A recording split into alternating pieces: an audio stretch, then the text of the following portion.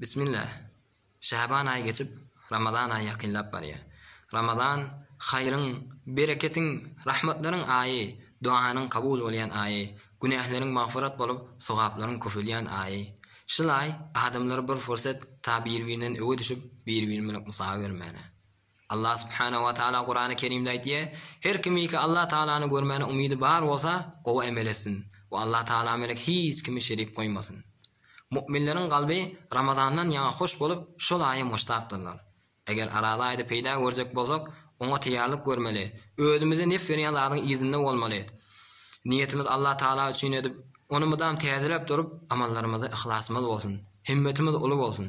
Eger insan ibadeti ihlas bilen niyet etse, şonu etmäne gudrat satmasa da, şonu yetip bilmese de, yine Allah subhanahu wa taala şon niyeti ihlasyna göre oňa sowap berýär.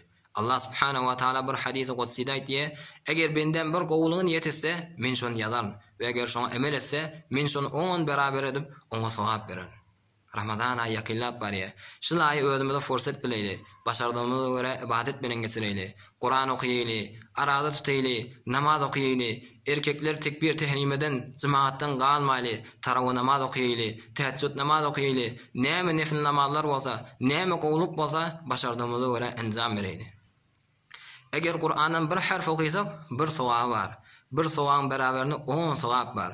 Eger bir elif, lam, mim diýsek, 30 sowap bar. Pesçiler fursat bileýli Kur'an okuýmana. Ramazan aýda günde bir joz Kur'an-ı Kerim okuýup, Ramazan aýy çykýança bir hatm edýli. Allah subhanahu wa ta'aladan isleýän bizleri arada aýy getirsin. Arada aýda arada tutmana tawfik bersin. Etýän amallarymyzy hemme jamydan kabul etsin. Allah ýarňyz bolsun.